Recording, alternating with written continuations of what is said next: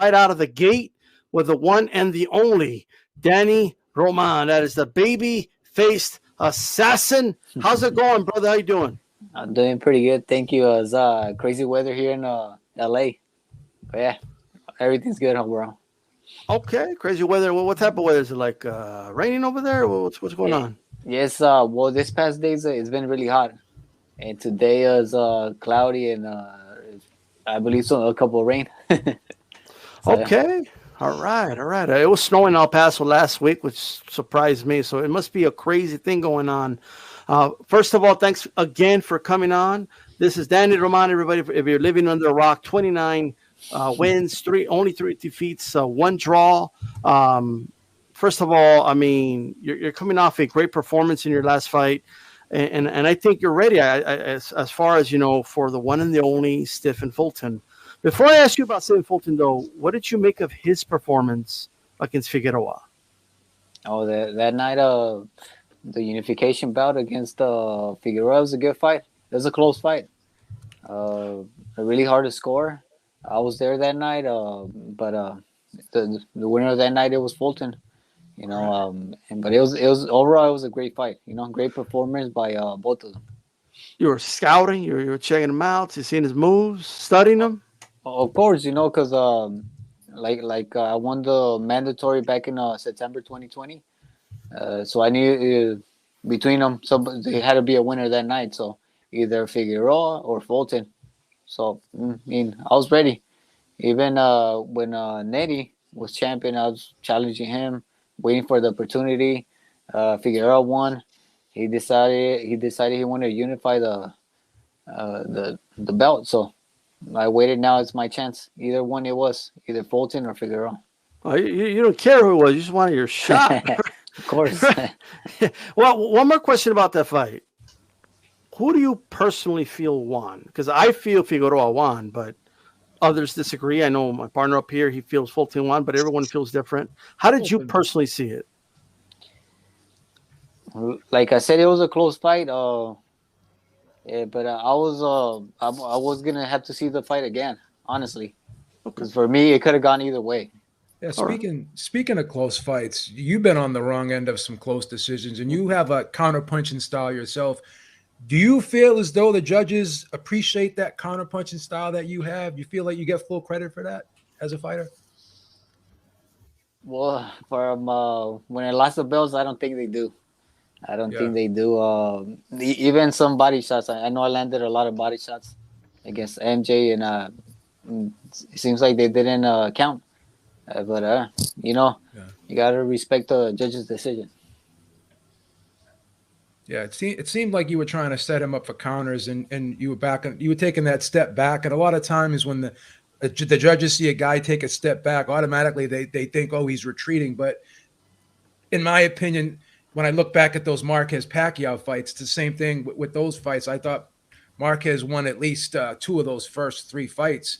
And because he was backing up and circling and trying to, walk Pacquiao into the right hand, I don't think he got the credit. And sometimes when I watch you fight, I don't think the judges always appreciate your counterpunching style, because I see you setting traps and stuff. And I think a lot of judges and even fans don't appreciate that crafty style that not only you have, but a lot of counterpunchers have as well. I don't think. Well, if you see the fight again, you'll see that most of the punches I was blocking them or I was rolling with them. Yeah. And I guess the judges saw that the guy was hurting me just because I took, like you said, that step back.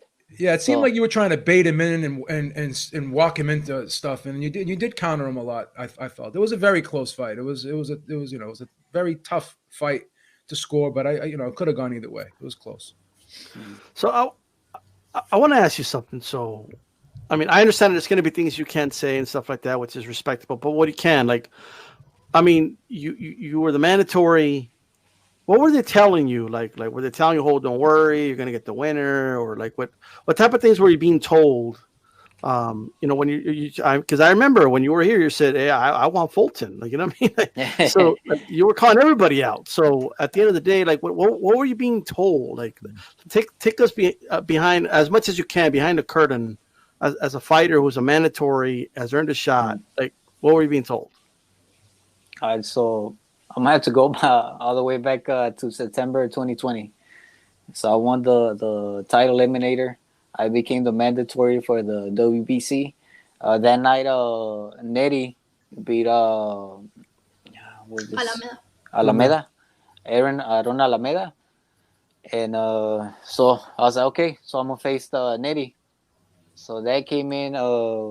He decided he wanted well, Figueroa was a regular champion of the WBA, and he wanted to unify the belt against Figueroa. And I was like, come on, it was. I even told him, I was like, give me the chance, I'm the mandatory. I'm the guy that's in front of you. So okay. So basically, they told me, you know what? Step aside. They're gonna fight. I did it. Now, they try to. I guess they try to do that against with Fulton and MJ. He's like talking about being the disputed champion. Unify all the belts. I was like, nah. You know what? I ain't gonna step. I'm not gonna step aside again. Now that's my chance.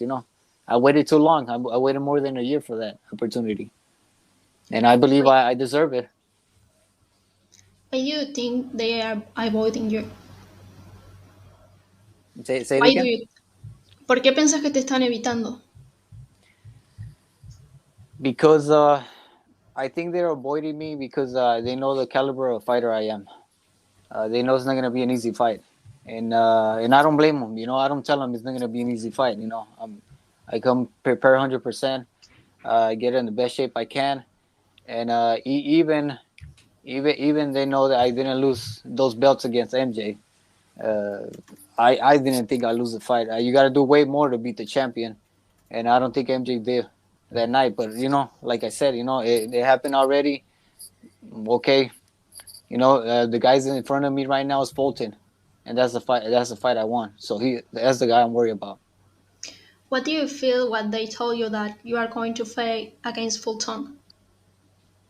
No, I mean I've been with different type of fighters, and Fulton, he showed that he's a champion for a reason that night, and he got what it takes. So it's a challenge for me as well, as for him, and because like I'm always saying, even when I was champion, I was challenging the rest of the champions.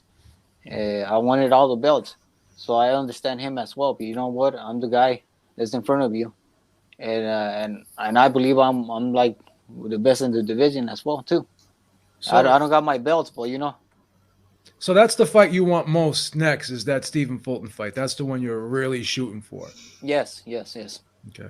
So would you say right now he's the best in the division? Yes. Okay. Yeah. So, do you feel? I mean, obviously you're older shot. Like Fulton should fight you, right? Mm-hmm. But do you think he wants to fight you? Well, as a fighter, I think I'll fight anybody they put in front of me, and I don't know how he thinks. I can't speak for him, but you're gonna have to ask him that question. Okay. What if they came to you and said, "Hey, man, I understand we already asked you to do this, but one more time, can you step aside for Undisputed, and we'll give you the winner?" Like, what at that point, what would you say? No, man, No way. I'm not. No, because it's just gonna keep on going like that. That's how they always do it. You know how That's how they do it. How many It's like- eliminators? You have to fight like 3 eliminators before they make you. Then they make you the Right. mandatory, but then they still have to order the fight. You could be the mandatory like Dillian White was. I'm not trying to jinx you or anything, but we see how these things play out, But let me ask you, because you were champion for a while before you lost your titles. Mhm. Talk about that process of having to not only rebuild with the fights, but mentally. How do you work through that as a fighter? Because obviously, it's a downer, right? And you have to.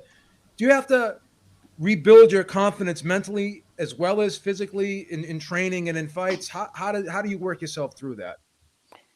Being a champion or losing the title? After losing the title and now you're on the comeback trail. How is that? How do you feel? How's that process as a fighter?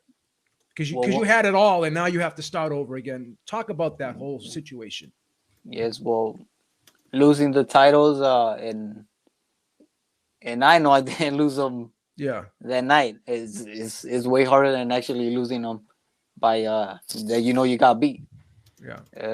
And then not getting a rematch afterwards, made it worse. So I was like, you know what?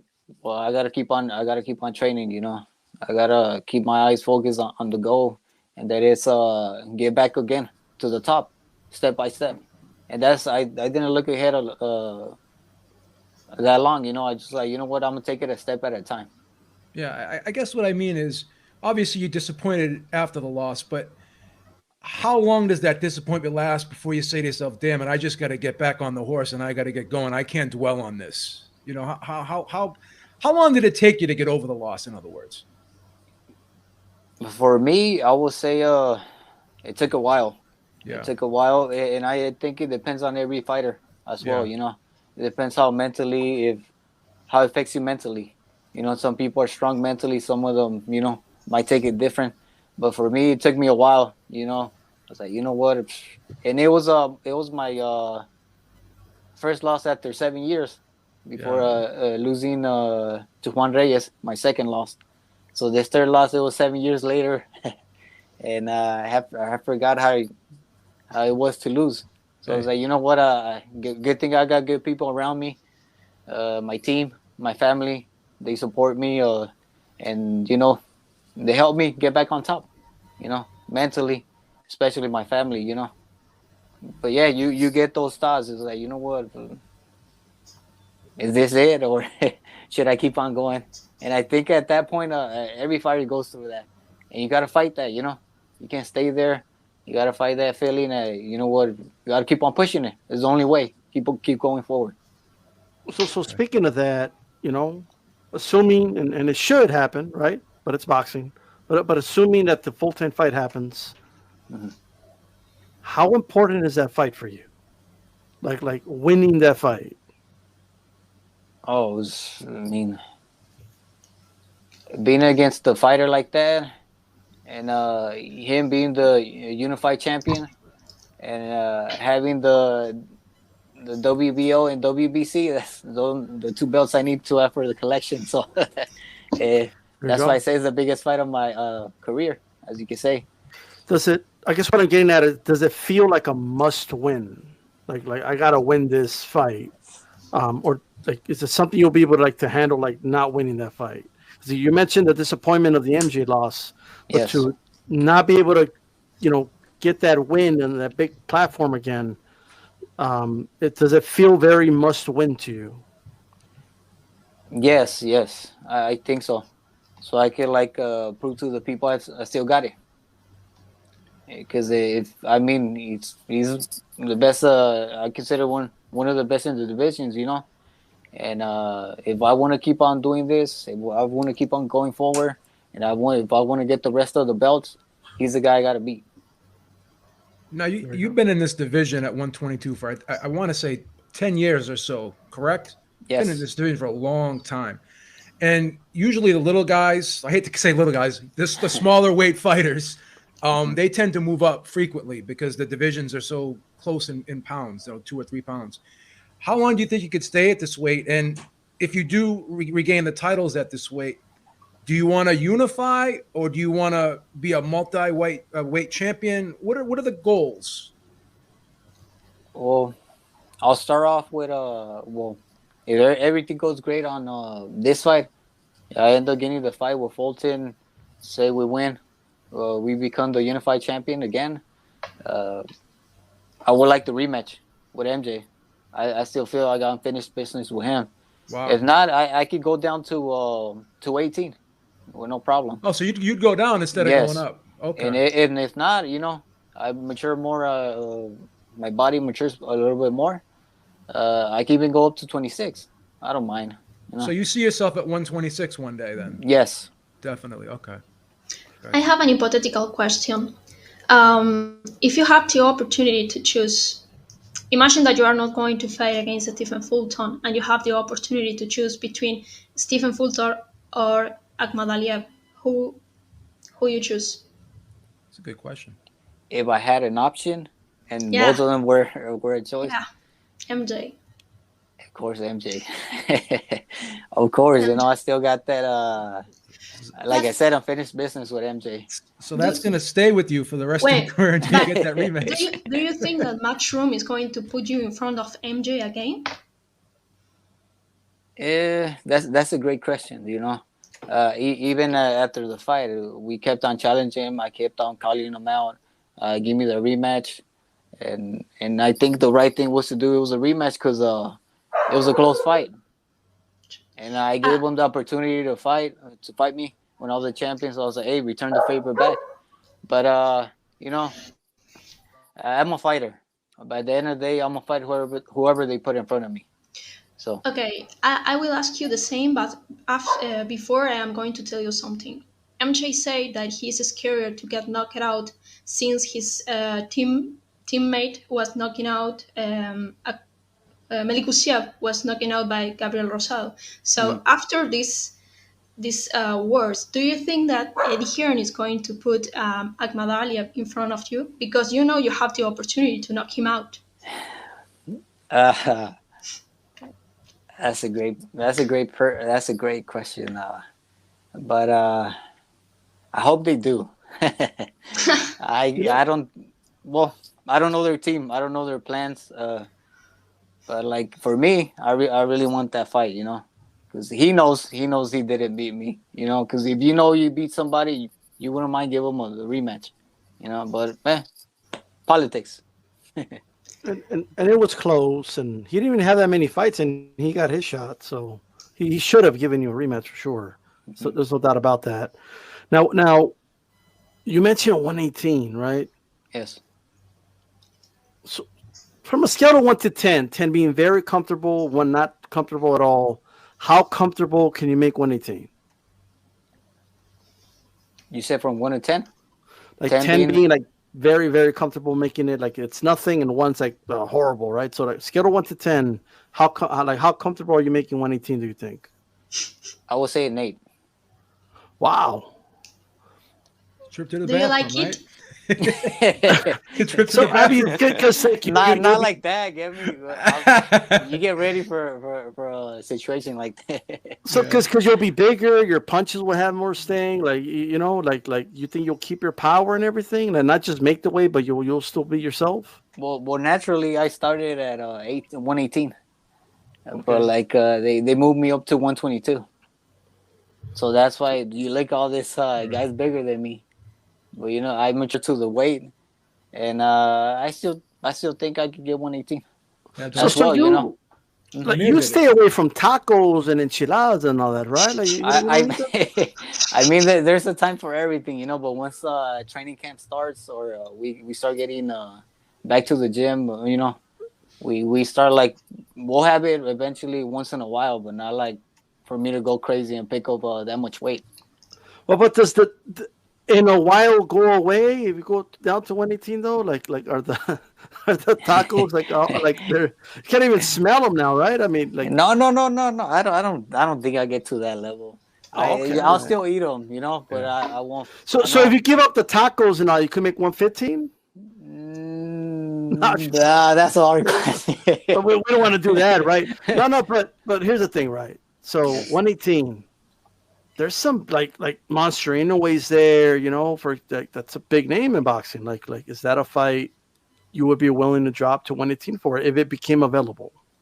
Of course, you got great champions at 118.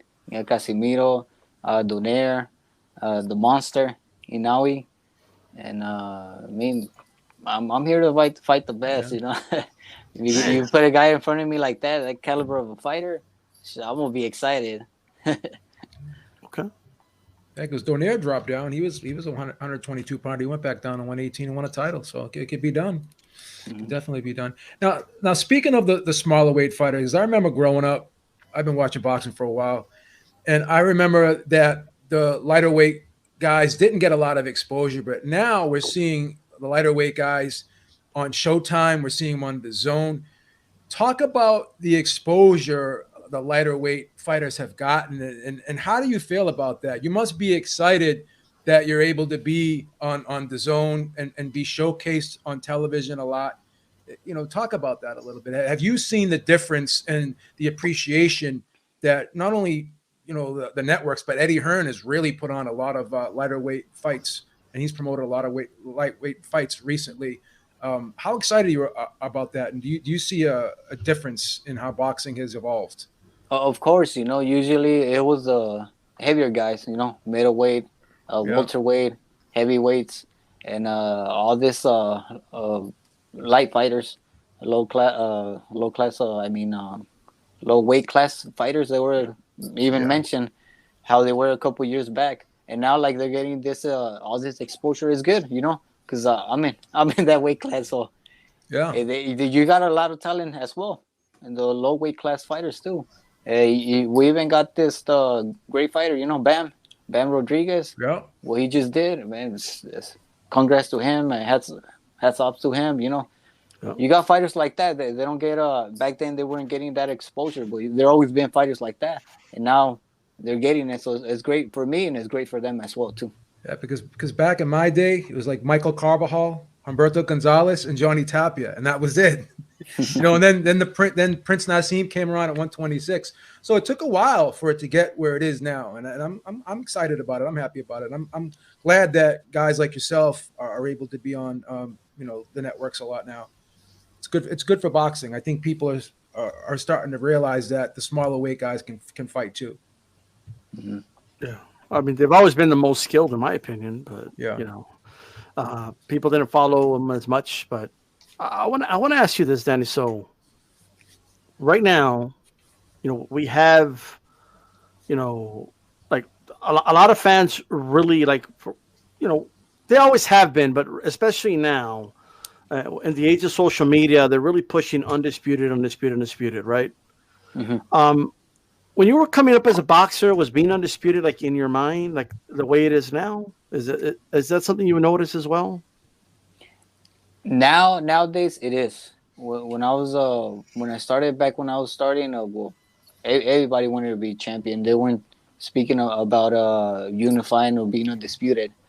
Right. And this past few years, you've seen it more, and it's good. I think it's good because you see champions against champions, and you end up seeing the best coming out, like Crawford, Taylor.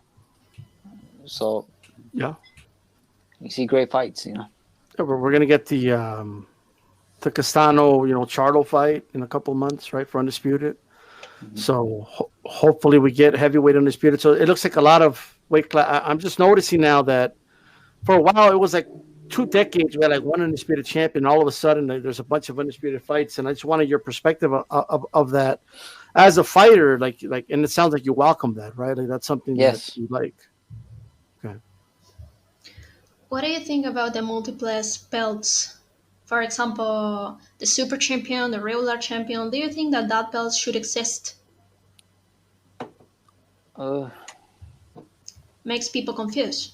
Yes, yeah. Well, the people that don't know boxing, they get confused because they say, "How come there's so many champions in the division?" And growing up, there was only one champion, But when Figueroa was going to fight against Eddie, Figueroa was the regular champion, and anybody understand why they can't unify. So if you can't unify, why you are creating a belt that have sense?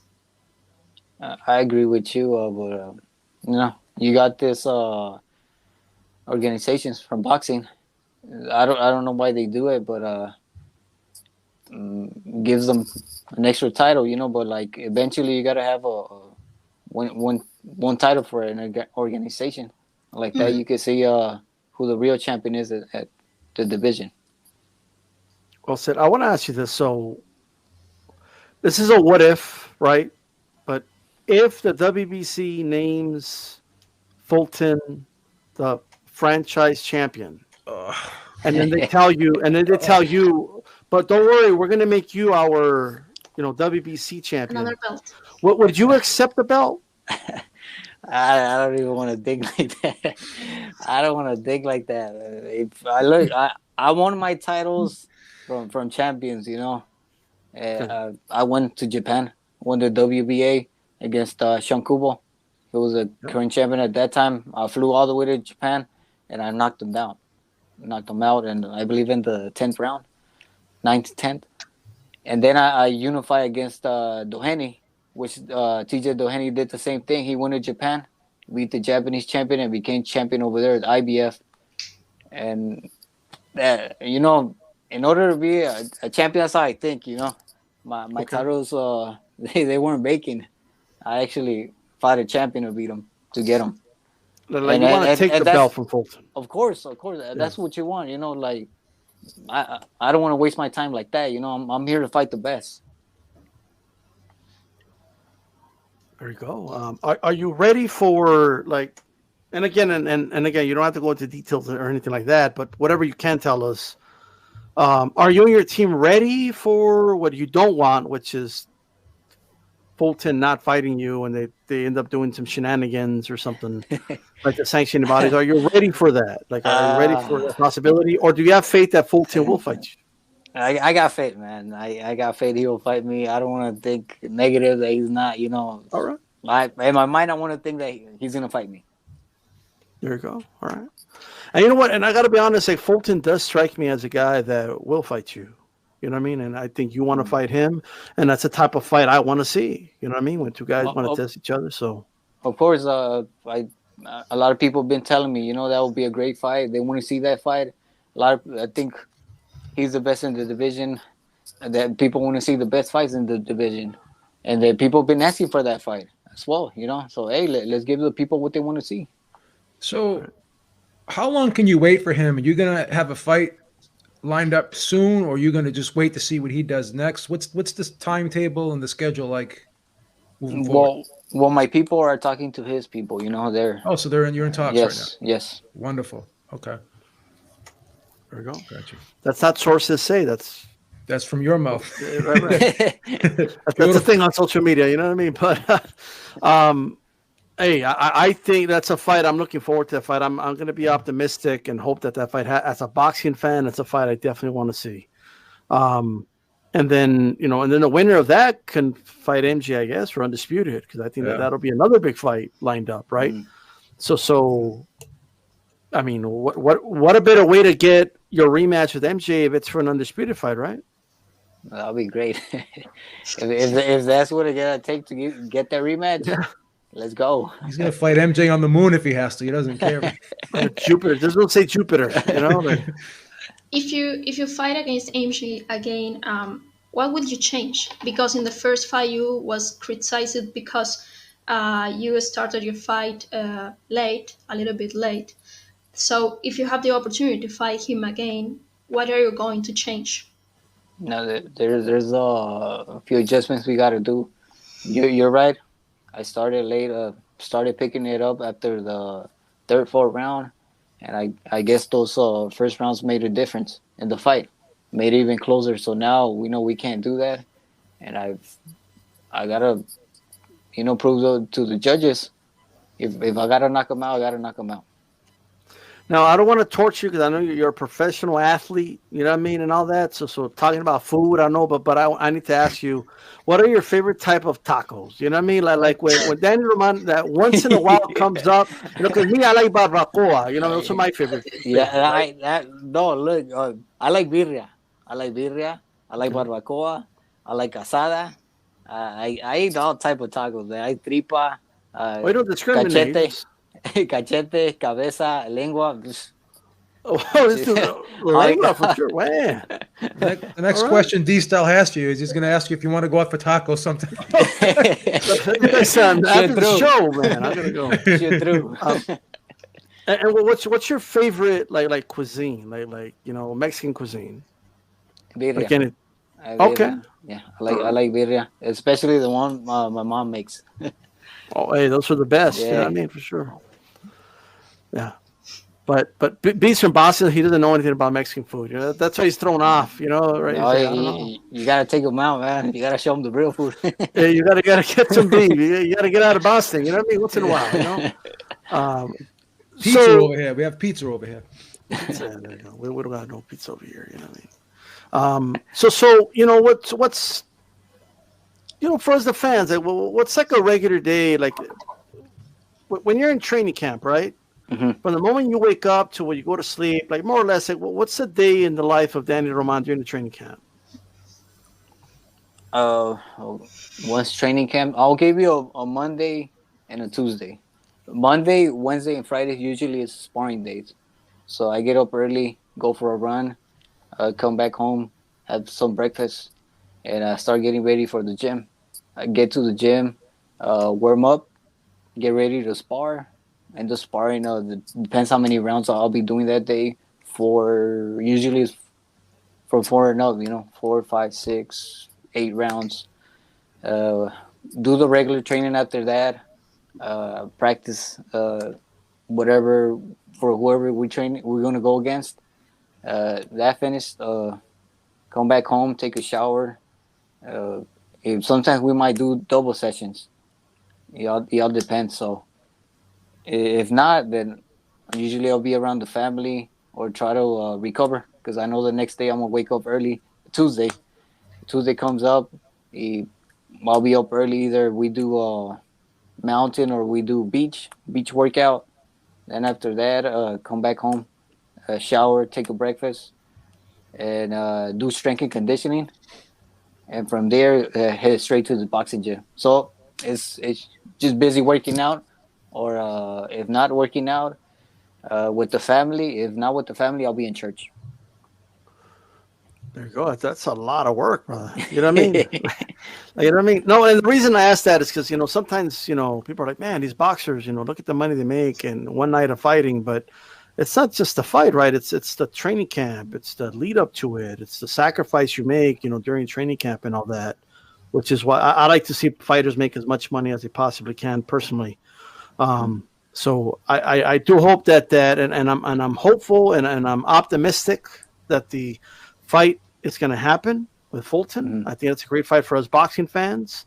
It's so Beeb, do you have any other questions, brother? I was going to ask one last question because you and Fulton are counterpunchers. Do you feel as though you'd have to take the lead in that fight? What role would you play in that fight, and how do you think that fight would play out? I think the fight with Fulton will be more like a chess game. Who outsmarts the other one? Yeah. He might take the lead. I might take the lead. We'll just have to do. Who makes the proper adjustments for the fight. I think a fight will be like that. If not, well, if we got to do adjustments during the fight, we'll do them. It's a fight that he's a smart fighter. He knows what he's doing inside the ring, as well as myself. So like I said, I'll be more like a chess game. Yeah, so that's a fight where you'd have to bring multiple game plans to that one. Yes. I got you. All right. I have Sure. 3 questions. Sorry.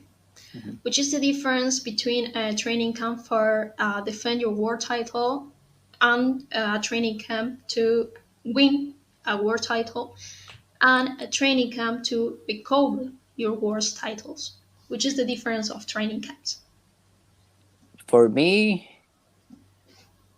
when I was a champion, I was training like I wasn't a champion.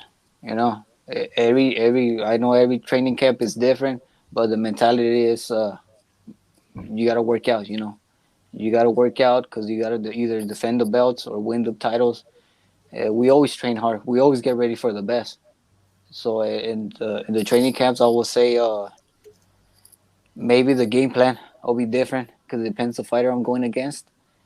But overall, we're always training hard. We always get ready for the best. Even when I was a champion and when I was going for the world titles or defending the titles, or even now that if this fight happens with Fulton, I'll be with more ganas because I really want him back. Yeah, what changed in your mentality? Because I don't think that you are going to fight against Fulton with the same mentality as if you are going to fight against MJ. No. I mean, losses in life makes you even age matures you more. You don't think I don't think like I thought maybe a year ago, 2 years ago, or even after the loss. I mean, you mature. You know what you got to do now. You know what's more important, and adapt to the situations. Of course, my mentality is gotta go out there, prove to everybody that I still got it. Nice. There we go. All right. Well, Danny, we want to thank you for coming on. It's been a pleasure, man. I hope you come on again. You know what I mean? And I really hope that the news comes out for everybody. They're going to be fighting Stephen Fulton. Let everybody know where they can find you on social media and anything you want to say to the fans watching. Yeah, no, I want to thank you guys for having me here tonight. Thank you, Hispanic Causing Panic, once again for having me here. I want to thank all my fans as well. You can follow me on social media. I'll keep you updated. Instagram _Babyfaced Assassin _ You can follow me on Twitter at Team Roman Boxing, and I'll keep everybody updated. Once they give us the news or something comes up or a fight comes up, follow me and I'll keep everybody updated. And thank you guys once again, and thanks to all my fans.